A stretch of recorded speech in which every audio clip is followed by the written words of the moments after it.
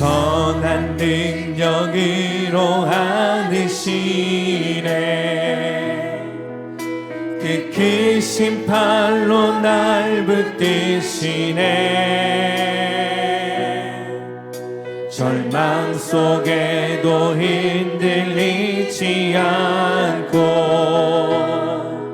사랑하는 주 얼굴 구하. 다시 한번 고백합시다. 주 선한 능력으로, 주 선한 능력으로 안으시네. 그 크신 팔로 날 붙드시네. 아멘. 절망 속에도 흔들리지 않고 사랑하는 주 얼굴 구하리. 선한 능력으로 일어서리. 주만 의지하니 믿음으로 우리 고대 안에 주 오시기 날 영광의 새날을 맞이하리. 고백할 때 이전의 괴로움 난 애워싸고 고난의 길을 걷는다 해도 주님께 모두 맡긴 우리 영혼 끝내 승리의 날을, 네 승리의 날을 맞으리. 그 믿음으로 고백합시다. 할렐루야. 선한 능력으로 일어서리. 주만 의지하리. 믿음으로 우리 고대 안에 주 오시기 날 영광의 새날을 맞은 우리 소리 높여 주님이 마신 고난의 쓴 잔을 우리도 감사하며 받으리. 주님의 남은 고난 채워가며 예수와 복음 위에 이것이 우리 고백입니다. 예수와 복음 위에, 예수와 복음 위. 한 번 더 우리 마음을 결단하며 예수와 복음 위에 살리라. 예수와 복음 위에 살리라. 선한 능력으로 일어서리. 주만 의지하리. 믿음으로 우리 고대 안에 주 오시기 날 영광의 새. 우리 함께 자리에서 일어나 한 번 더 고백합시다. 선한 능력으로 일어서리. 주만 의지하리. 믿음으로 우리 고대 안에 주 오시기 날 영광의 새날을 맞이하리. 영광의 새날을 마지막으로 고백할 때 승리의 새날을 맞이하리. 승리의 새날을 맞이하리. 격려의 힘이라는 제목으로 은혜를 나누고자 합니다. 미국 도서관 당국은, 미국 국회 도서관 당국은 오랫동안 일반인들에게 알려지지 않은 상자 하나를 공개를 한 적이 있습니다. 그 상자 안에 있는 내용은 아브라함 링컨 대통령이 암살을 당했을 때 그 링컨 대통령의 주머니 속에 있었던 내용들이었습니다. 이제 언론에 수많은 언론사들이 모여왔고, 그리고 언론의 집중적인 카메라 세례를 받으면서 이제 하나하나 물품을 공개를 합니다. 그 안에는 5가지 물품이 있었습니다. 하나는 링컨 대통령의 이름이 수로 놓아져 있는 손수건이 있었고, 그리고 작은 소형 나이프가 있었습니다. 그리고 안경집이 있었는데, 안경집을 실로 이렇게 감싸고 있는 안경집을 고친 그런 헌 안경집이 하나 있었고, 그리고 지갑에는 $5가 들어 있었고, 또 하나는 어떤 한 언론 기사가 스크랩되어 있는 것이 있었습니다. 이 5가지는 지금 이 박물관에 보존되어 있는데, 그런데 사람들이 가장 관심을 받은 것은 언론 기사에 스크립되어 있는 내용이었습니다. 도대체 어떤 내용이길래 링컨 대통령이 그것을 자기 품속에 늘 간직하고 있었을까? 그 내용은 다름이 아닌 링컨 대통령에 관한 것이었습니다. 그 당시 영국의 유명한 정치인이고 연설가인 존 브라이트가 이 연설한 것에 대해서, 그러니까 이 링컨 대통령을 가리켜서 한 말이 언론의 기사로 나간 것입니다. 그 기사의 주제 내용은 이것이었습니다. 아브라함 링컨 대통령은 인류 역사에 가장 위대한 인물 중에 한 사람입니다. 이것이 주제 내용이었습니다.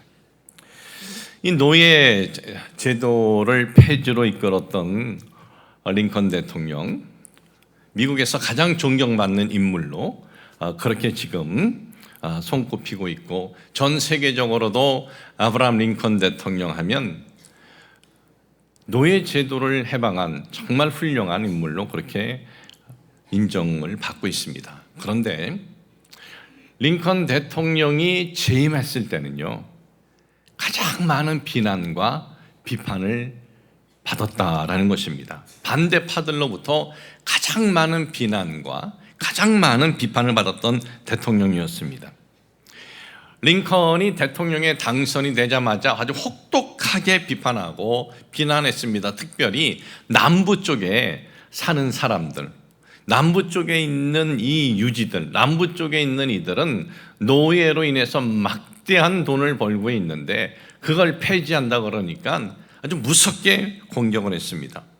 반대파들의 그 혹독한 비난, 그로 인해서 국민들의 큰 오해를 받으면서도 한 나라를 이렇게 성공적으로 이끌었던 아브라함 링컨 대통령의 그 주머니에 아브라함 링컨 대통령은 인류 역사의 가장 위대한 인물 가운데 한 분입니다라는 그 격려의 언론 기사를 그가 스크랩해서 자기 몸에 늘 간직하고 있었던 것은 링컨 대통령 같은 그런 위대한 인물도 그 격려가 링컨에게 있어서 시련이 있고 비난이 있고 역경이 있을 때 그것을 이겨낼 수 있는 큰 힘이 되었다라는 것입니다.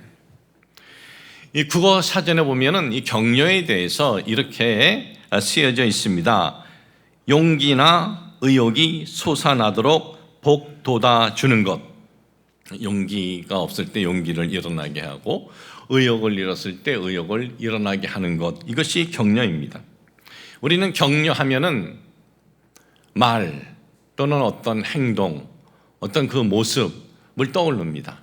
그런데 말과 행동과 어떤 모습이 인생에 뭐 그렇게 크게 격려가 되겠는가, 힘이 되겠는가 하는 생각을 가질 수 있습니다.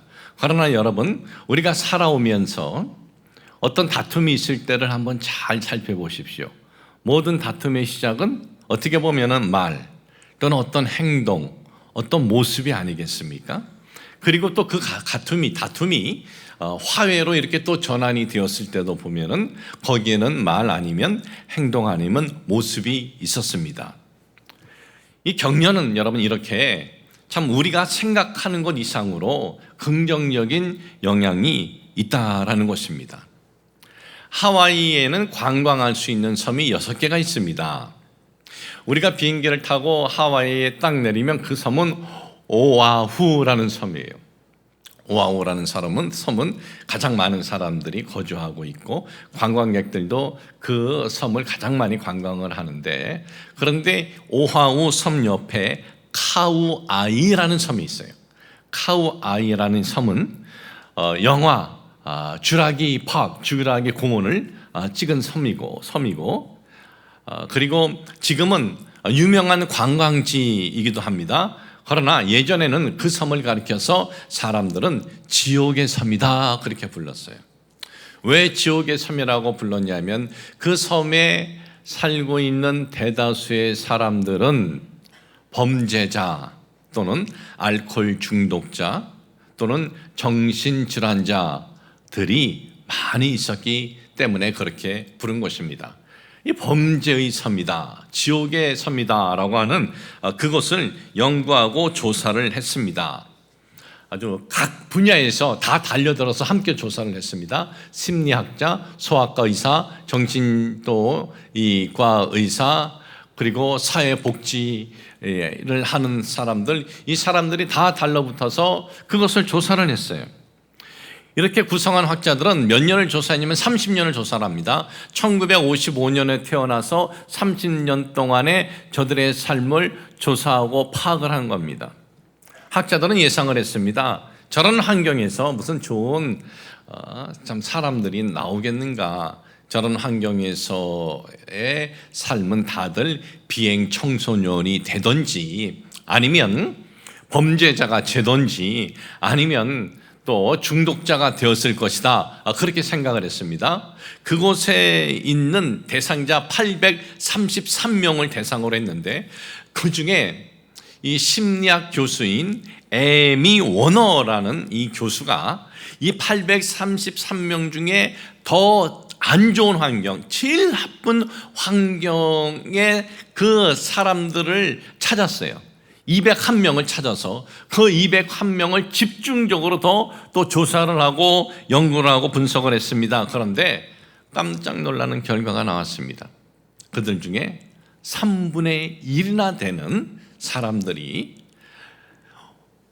그 어떤 좋은 환경에 있었던 이들 못지않게 정말 모범적으로 자랐고, 그리고 그뿐만 아니라 대학을 가는데도 장학금을 받고 대학을 가고 아주 뛰어난 성적을 거두고 훌륭하게 성장을 했다는 거예요. 도대체 비결이 뭐냐? 비결을 알고 더 깜짝 놀랐어요. 너무나 그 비결이 단순한 거예요.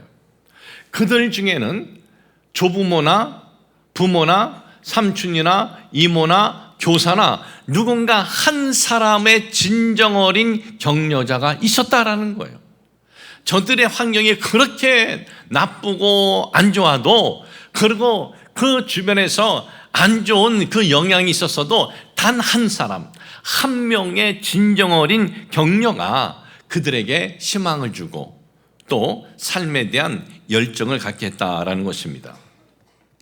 참 우리 사회는 잘못한 것, 제대로 못한 것 뿐만 아니라 지적할 것이 무엇인가를 아주 찾아내는 그런 사회에 우리가 살고 있습니다.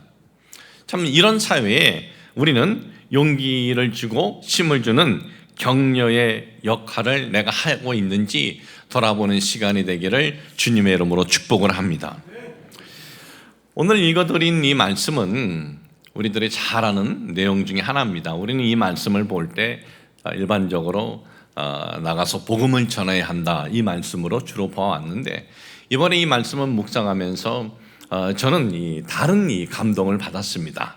자, 이 말씀을 보면은 예수님께서 부활하셨습니다.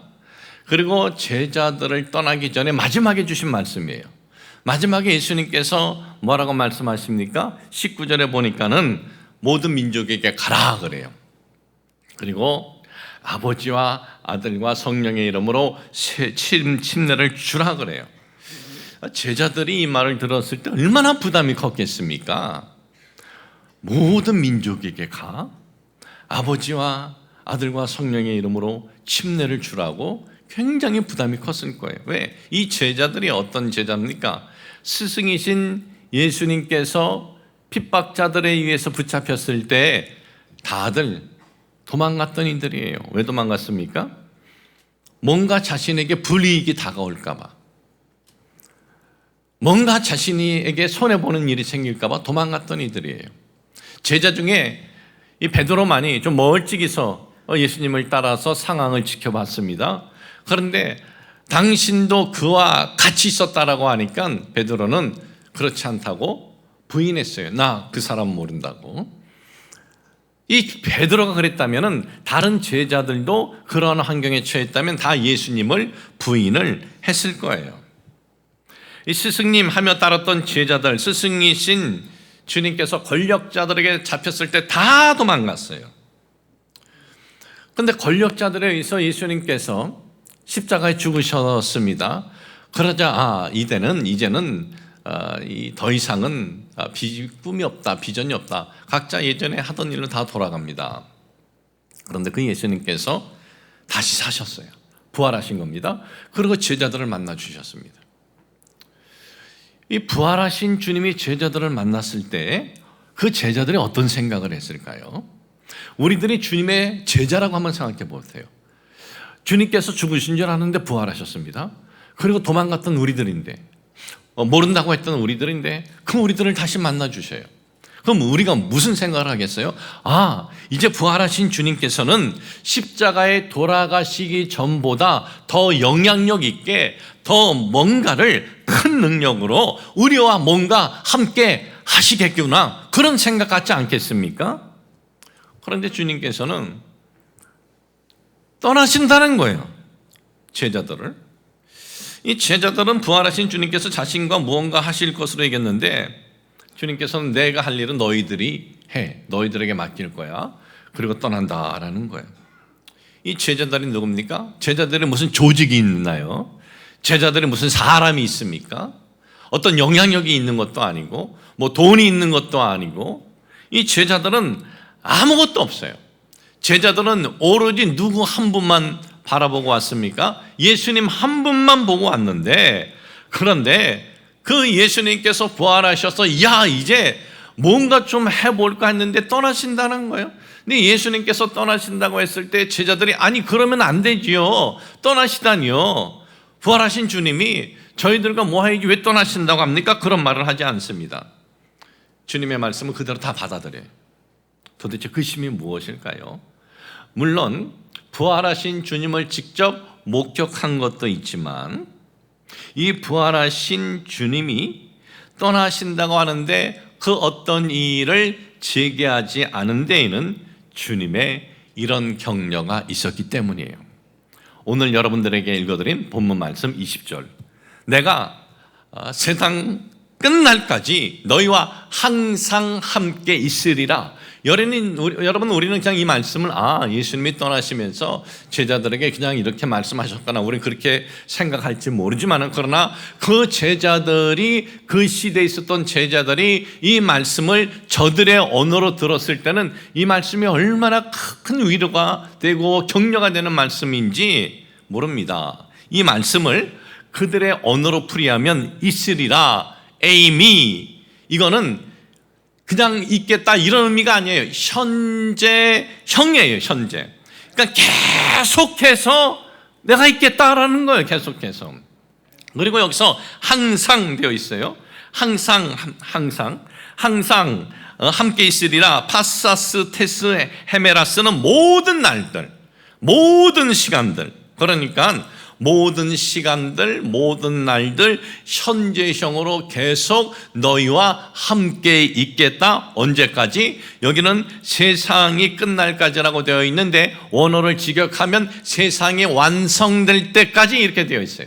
그러니까 너희들이 이 세상에서 사역을 끝날 때까지 내가 현재형으로 계속 모든 시간 너희들과 함께 있을 거야, 이렇게 격려를 하셨다는 것입니다. 예수님이 그렇게 함께 하신다? 저들은 직접 예수님이 하신 걸 본 이들입니다. 불치의 병들, 안진병이 일어서고 이 앞 못 보는 사람들이, 앞 보고 말 못하는 사람들이 말하는 거 직접 본 이들이에요. 귀신 들리는 이들이 정상이 되고, 자연도 예수님의 말씀에 순종을 할 뿐만 아니라 죽었던 이들이 살아나고, 그리고 예수님 스스로 죽음에서 부활하셨습니다. 그 주님께서 이렇게 약속을, 이런 격려가 저들로 하여금 어떻게 행동하게 합니까? 예루살렘으로 가게 해요. 예루살렘. 누가복음 24장 49절에 보면은 볼지어다 내가 내 아버지께서 약속하신 것을 너희에게 보내리니 너희는 이로부터 능력으로 입혀질 때까지 이 성에 머물라 하시니라. 예루살렘이 어떤 이 장소에 이들에게 있어서 이들을 환영하는 장소예요? 아니죠. 지금 예수님께서 부활하셨다는 이 소문이 슬슬 돌고 있어요.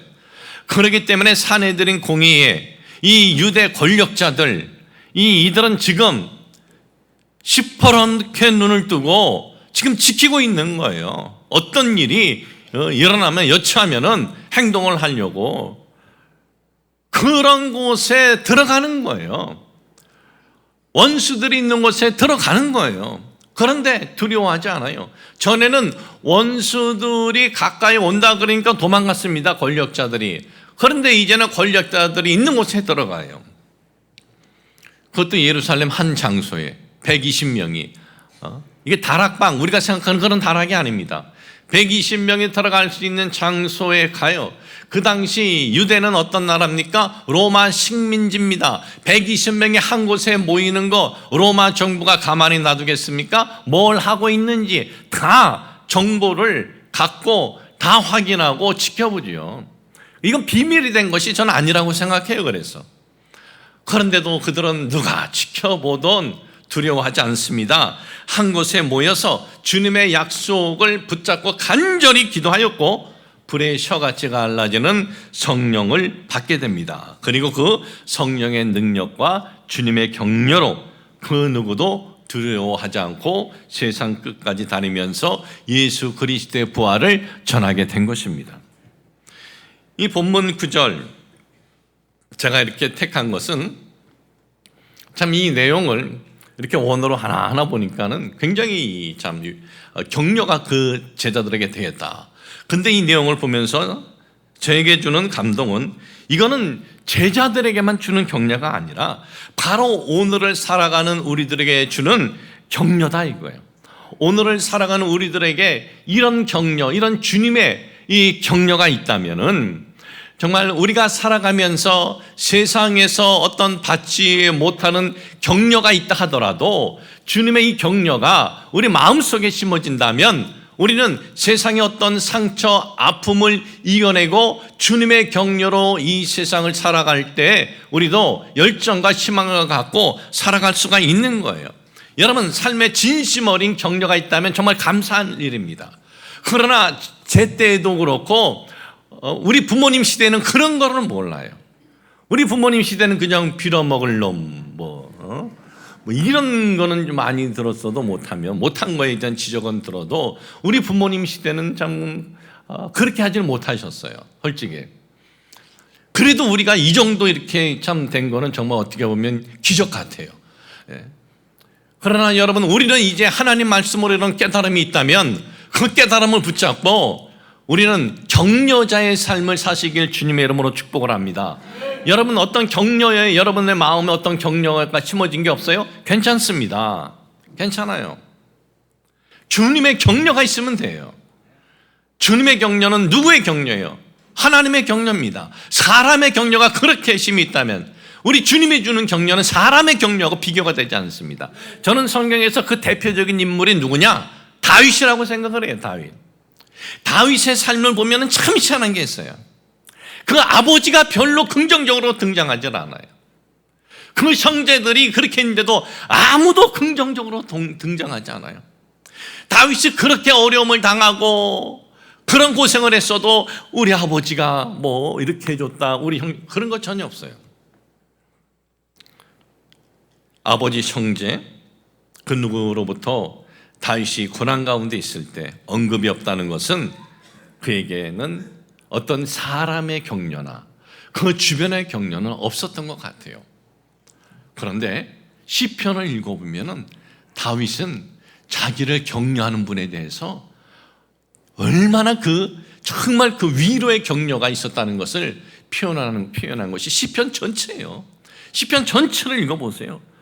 다윗이 그 모든 역경과 어려움을 이길 수 있었던 것은 다윗은 이런 하나님의 격려를 가지고 살았구나, 이것을 우리가 볼 수가 있어요. 그래서 제가 시편을 이렇게 보면서 이 한 구절, 이 한 장을 짧은 걸 여러분에게 읽어드리겠습니다. 야훼여, 나의 대적이 어찌 그리 많은지요. 일어나 나를 치는 자가 많으니이다. 많은 사람이 나를 대적하여 말하기를 그는 하나님께 구원을 받지 못한다 하나이다. 야훼여, 주는 나의 방패시요 나의 영광이시요 나의 머리를 드시는 자이시니이다. 내가 나의 목소리로 야훼께 부르짖으니 그의 성산에서 응답하시는도다. 내가 누워 자고 깨었으니 야훼께서 나를 붙드심이로다. 천만인이 나를 에워싸 진친다 하여도 나는 두려워하지 아니하리이다. 야훼여, 일어나소서. 나의 하나님이여, 나를 구원하소서. 주께서 나의 모든 원수의 뺨을 치시며 악인의 일을 꺾으셨나이다. 구원은 야훼께 있사오니 주의 복을 주의 백성에게 내리소서. 제가 이 한 장을 읽었지만은 이 시편 전체는 이 다윗이 하나님이 나에게 이렇게 격려해 주셨습니다라는 내용이 말씀입니다. 여러분, 살아가면서 우리 부모나 내 어떤 사람들에게 그 아무런 격려가 없어도 여기 있는 하나님 말씀이 여러분의 격려가 되게 하십시오. 여기 있는 이 말씀을 여러분들이 마음에 심으시고 세상이 나를 칠지라도 하나님은 나를 붙잡아 주십니다, 이런 고백이 있으시길 주님의 이름으로 축복을 합니다. 박동규 교수님이라는 분이 있습니다. 사진을 보면 여러분들이 아실 분이 아주 인자하게 생기시고 또 TV에도 예전에 이렇게 자주 나오신 분인데, 이 교수님은 서울대학교 이 국문학과 교수였어요.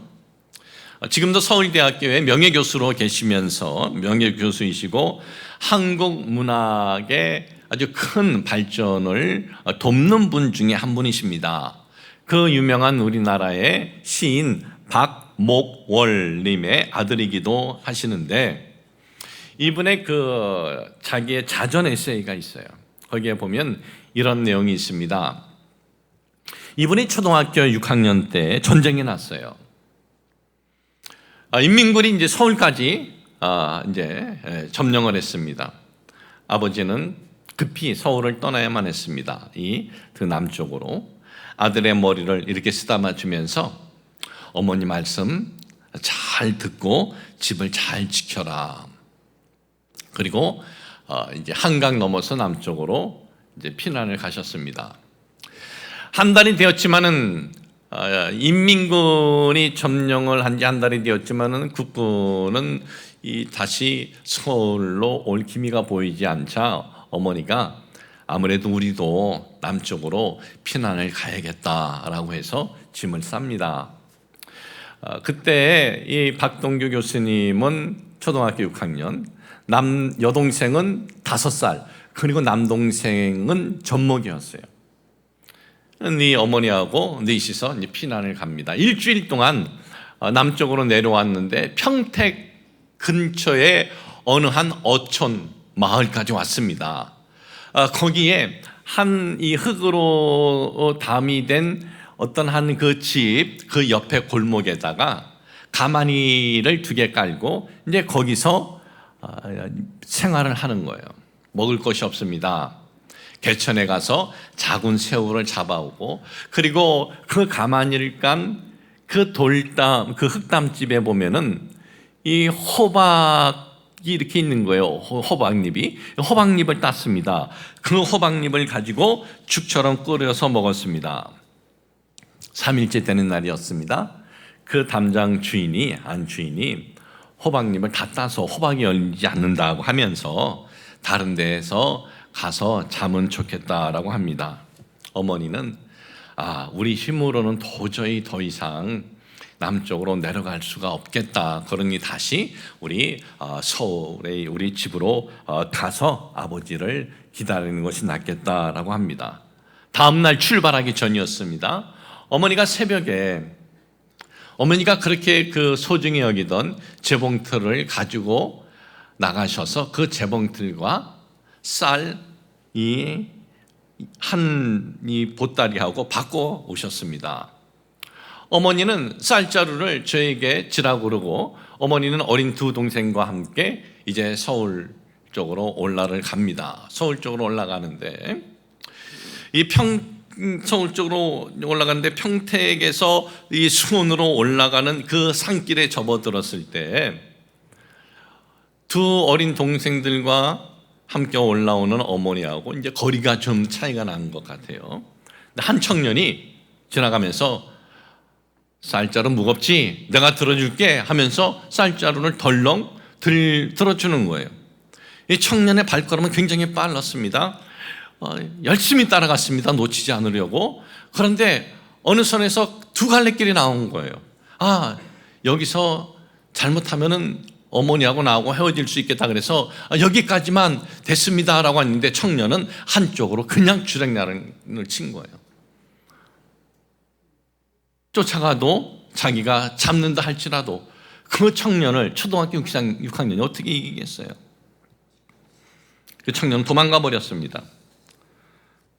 1시간쯤 지났을 때 어머니하고 동생이 이제 보이는 거예요.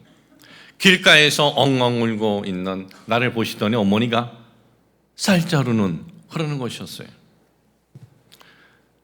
자신이 있었던 일을 어머니한테 그대로 고백을 합니다.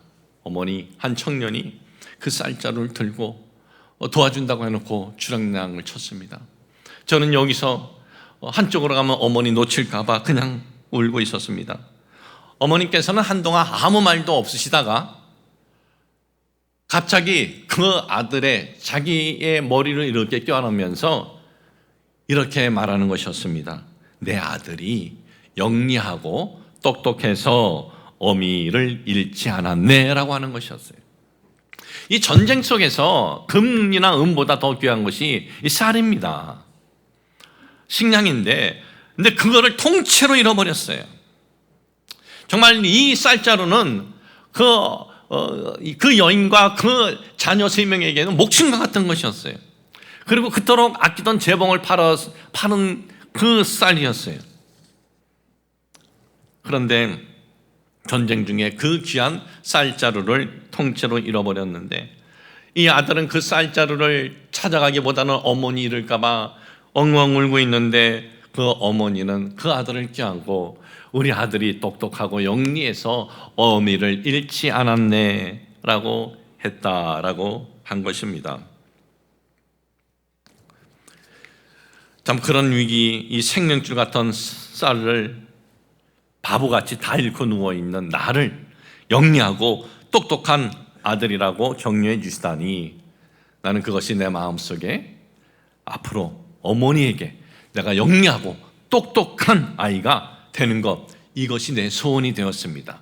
내가 이렇게 공부를 하고 결국은 어머니의 이 기쁨이 되어드리고자 한 것도 이 소박한 욕망이 바로 그 토양이었음을 고백하지 않을 수 없었습니다.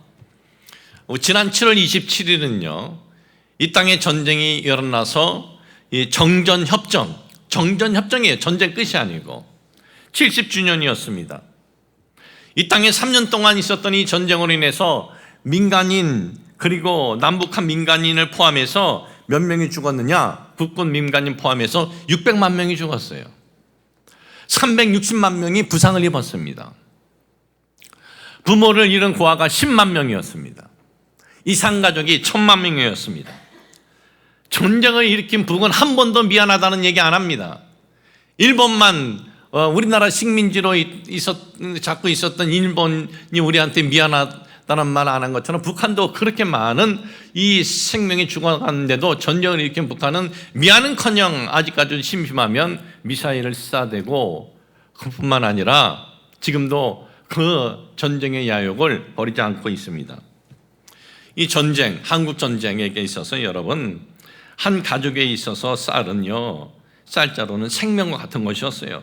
그 당시 사망한 많은 사람들 중에 전쟁의 폭탄이나 총알에 의해서 사망한 사람도 있지만 굶어 죽었던 사람도 부지기수였다는 거예요.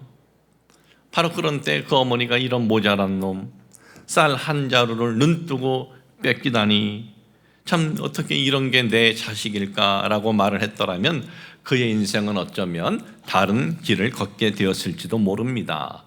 그때 너 같은 놈은 아무 쓸모없어. 하나를 보면 열을 알아. 앞으로 네가 뭘 제대로 할겠어? 했더라면 어쩌면 나는 아무것도 못하는 사람으로 그는 성장했을지도 모릅니다. 그런데 어머니는 그런 상황에서 껴안고 격려를 해줘요. 내 아들이 영리하고 똑똑해서 예매를 잃지 않았구나. 여러분, 참 어떤 그 격려가 우리의 삶에 박동규 교수님, 이 효동교회 장로님이신데 그 박목월 시인님도 이 장로님이신데 뭐 다들 이렇게 훌륭한 학자가 되지는 않을 거예요. 우리의 격려가. 그러나 우리의 이 격려는요, 우리의 격려는 희망을 잃지 않게 살아갈 수 있는 에너지가 된다는 거예요.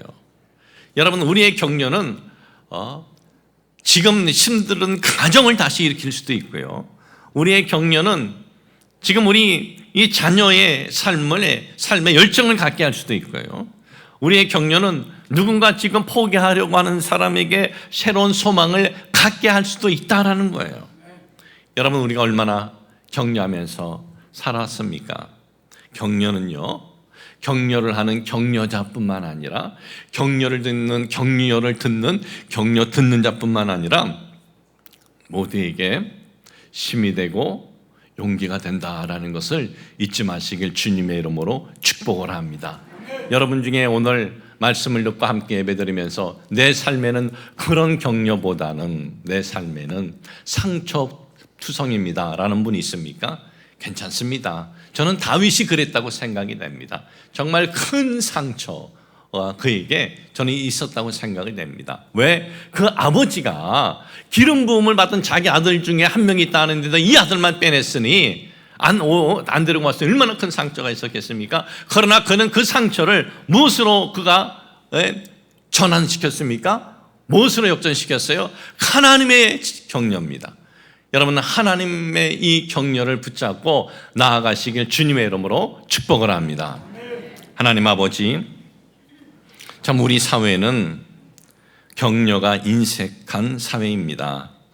주님, 이런 사회에 진정한 격려는 실망을 잃지 않게 하고 또 어려운 삶에 그 삶을 살아가는데 큰 힘이 되고 에너지가 된다는 것을 잊지 않게 하여 주옵소서.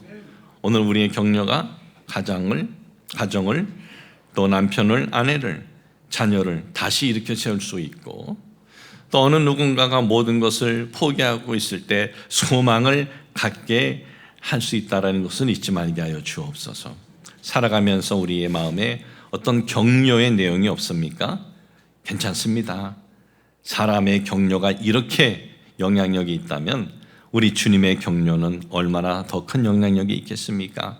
오늘 제자들에게 우리 주님께서 한 격려가 우리 사랑하는 모든 성도님들의 그 마음에 격려로 심어지게 도와주옵소서. 예수님의 이름으로 기도합니다. 아멘.